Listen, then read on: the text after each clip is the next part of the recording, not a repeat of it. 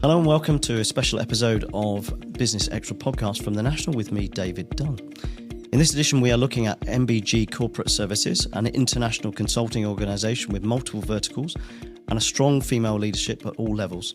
It offers a unique combination of services in fields including taxation, legal advisory, audit and assurance, risk advisory, and business and transaction advisory.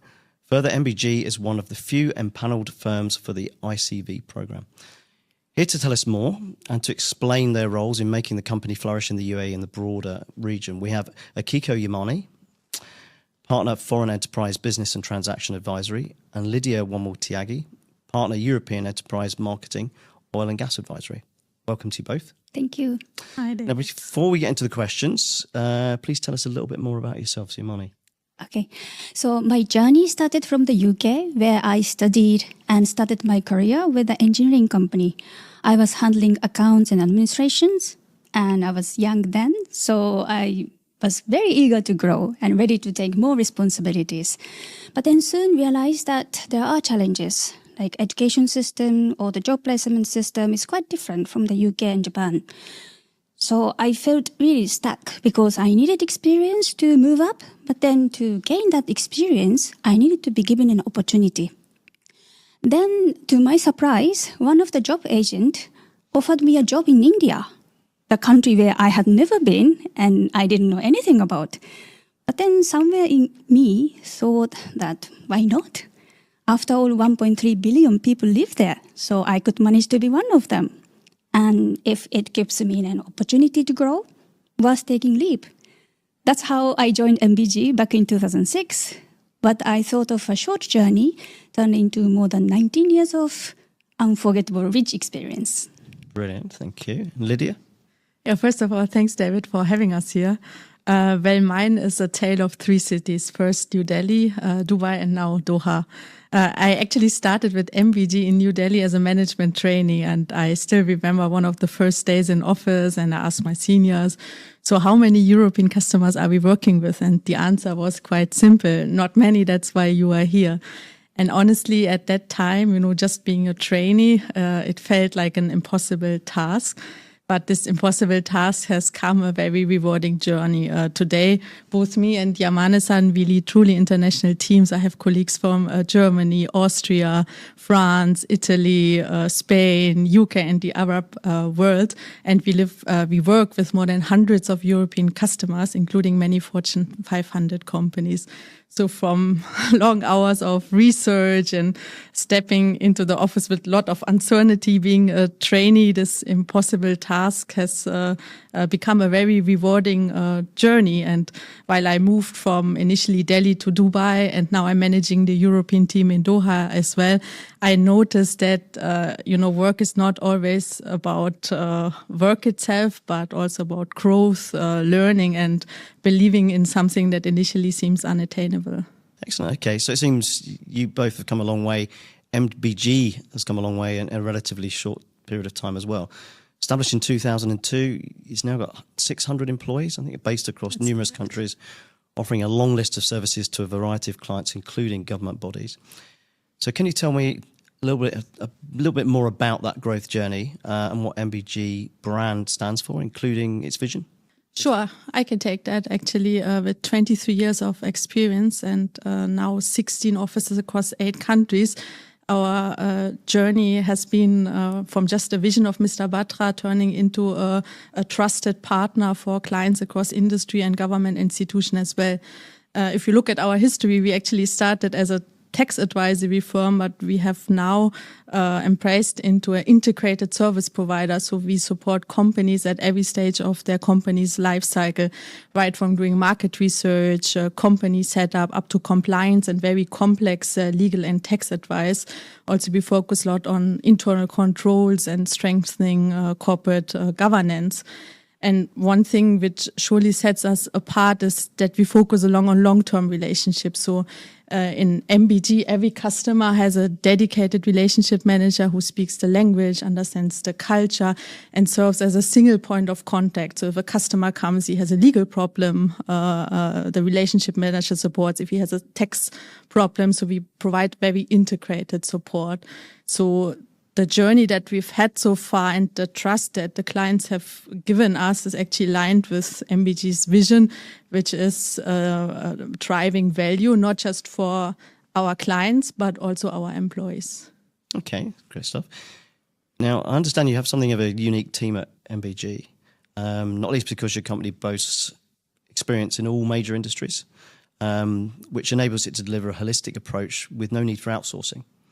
So how would you say that is both impactful and reassuring to current clients and potential clients who may be watching this? Yamani? Yeah, you see, today, many clients faces very complex challenges from tax to legal, language, cultures, and operational hurdles.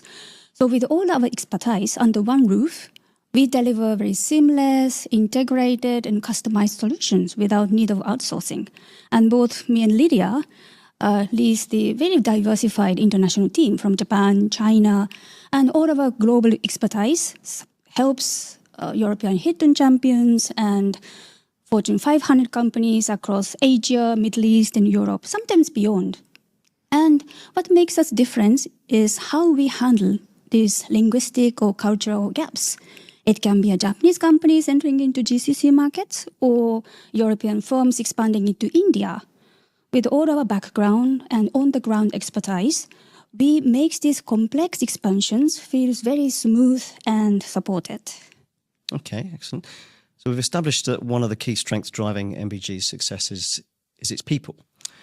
On a personal level, as women working in what's traditionally a male-heavy consulting sector, what challenges have you faced as a female leader during your career, Lydia?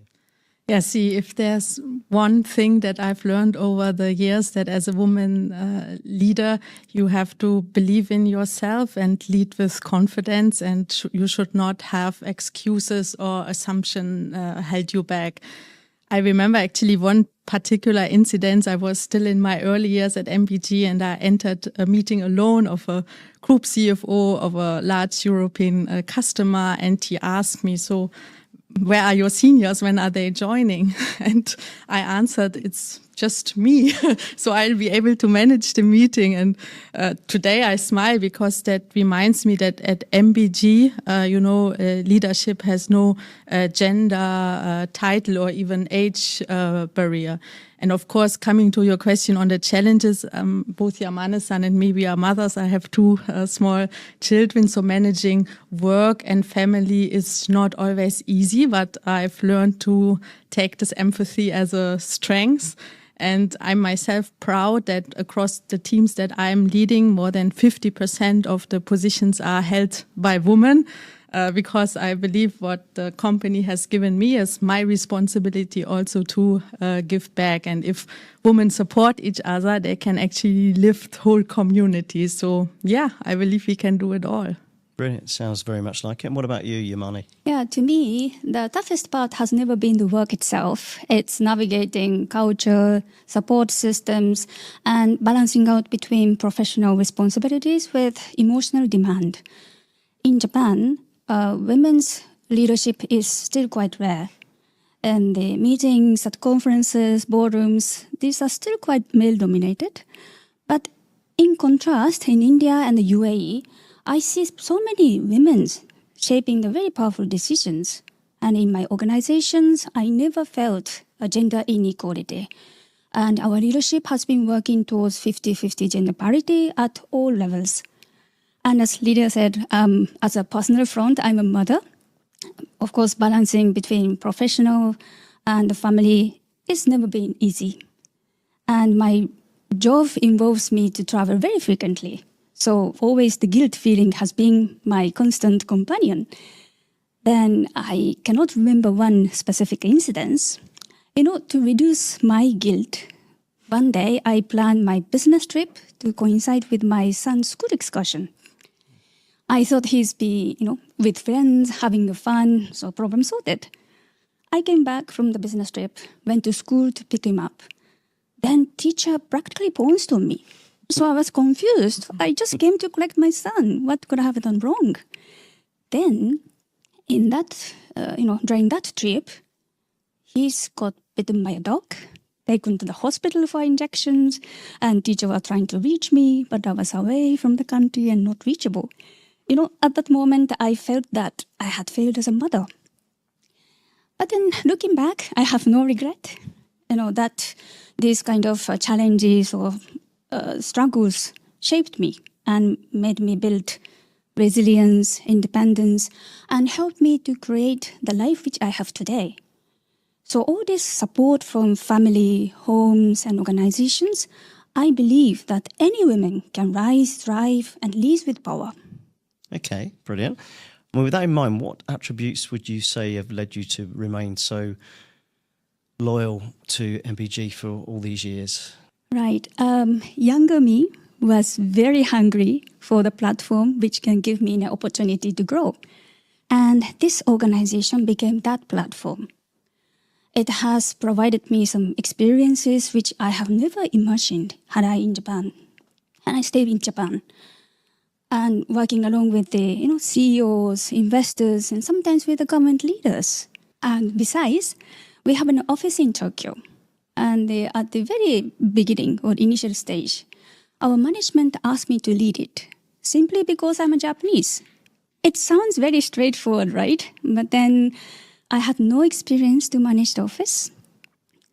I literally started from the scratch, like finding the offices, opening the bank account, and figuring out what the legal or tax system is in Japan. So with my experience, I know how the companies requires the support, especially at the initial stage of their business journey. Of course, it was not easy to manage the office alone or to manage the time difference. But then it was really fun and I really enjoyed it. So it widens up my visions and it was really fun. And this kind of challenge or the discovery has been continuing till today, which I really enjoy. And I will add one more thing to it. Not only myself, but also the clients has been with us for many years. Some of the clients has been with us since 2006 or even before my joining. So we grow together as a trusted partner. Excellent. So there's sort of continuity there, which is good. Yes. Okay. What about yourself, Lydia? Yeah, there are several reasons why I'm with the company for so many years, but I will just point out a few of them. First is definitely the work itself. See, Yamane-san was also saying, if you can, solve customers' problem and help them grow, it gives you a lot of satisfaction back. Secondly is the leadership that has always trusted me along with their approachability. So, at any point of time, you can step into CEO's or chairman's office, bring in some ideas, they listen, they guide you, which you don't find a lot in this industry as well. Also, the leadership itself invests a lot in training, upgradation of skills, which is a continuous learning experience for me as well. And third is that, the company has not just supported me professionally, but there are various incidences where they have supported me personally as well. To name one of them, there was a offsite one time planned in the Northern Emirates. We wanted to go, we wanted to celebrate our achievements. But at that time, my son was still very young. I was breastfeeding him. So I told the management, unfortunately, it's impossible to join that event. Though I was quite eager because, wanted to celebrate whatever we had done in the last year. So the management response was, why don't you take nanny and your son along? And, in today's corporate world, these occasions are very rare. So this is just one of the occasions where the companies has supported me personally, as well as the support structure as well around it. Excellent. Great. That's nice to hear.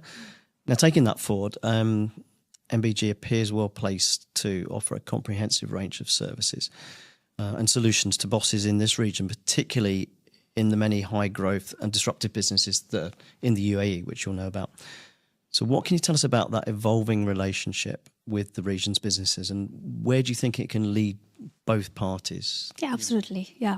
Last 2 decades, MBG has been growing in hands with the region's transformations, ambitions, diversity and speed. We grew together. And UAE's Vision 2030, focusing on sustainable growth or knowledge-based future, This all perfectly aligns with our visions. I would say it's a two-way growth path. The region's business expands globally, and we grow all together with them. It's a trusted partner. Okay, very good, very succinct. Now, one of your organisation's focus areas is to underpin growth with compliance, which we touched on earlier.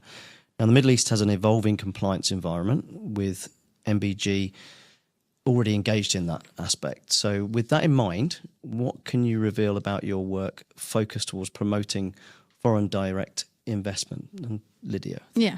See, if you look at the last 2 decades, the UAE and the wider region have heavily integrated with global economies.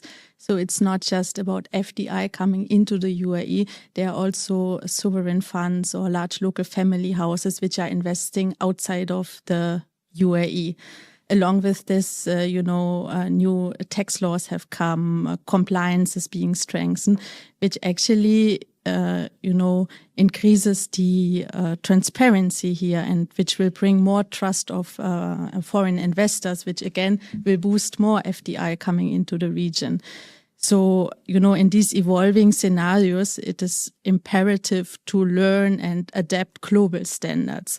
So I think with the concept of our foreign enterprise team, more than 2 decades of experience, as well as our integrated approach, MBG is very well positioned to cater to these clients. Okay. Now, you've given our audience considerable insight so far into MBG and also yourselves. But I'd like to put a few short answer questions to you both, if I may. Okay. Sure. So first of all, what kind of companies would you say can benefit from using MBG as a driver of growth? I'll ask that to you, Yamani. Yeah, honestly, everybody, from the ambitious startup to global giants, we tailor the solutions. Okay. And how many Fortune 500 companies has MBG worked with, Lydia? More than 100 since 2002. Wow, that's a good figure. Okay, which major names are you working with in the UAE at the moment? Oh, it can be natural oil companies, tax authorities, government institutions, MNC, SMEs. I believe the 2 decades of collaboration have showing the trust that the customer have put into us. Okay, so finally, you both said you enjoy your jobs, you love your families. So which one wins, working from home or working in the office, Yamani? It's a difficult, but MBG is my family, office or home. So I feel every day it's very inspiring and motivated. Okay, good answer. Lydia? Yeah, it's a tough one. Home is cozy, but office is energizing. But what I've noticed that the coffee tastes much better in office when you have, your team and collaboration around. Lovely. I'm sure they'll be glad to hear that. Okay, it seems like a nice point for us to jump off at. So I want to thank you both for a vibrant and informative conversation today. I've learned a lot personally, and I'm sure people watching have learned a lot as well. So thank you to you both. Thank you, David. And that's it for this Business Extra podcast from The National with me, David Dunn. Thank you for watching, and until next time.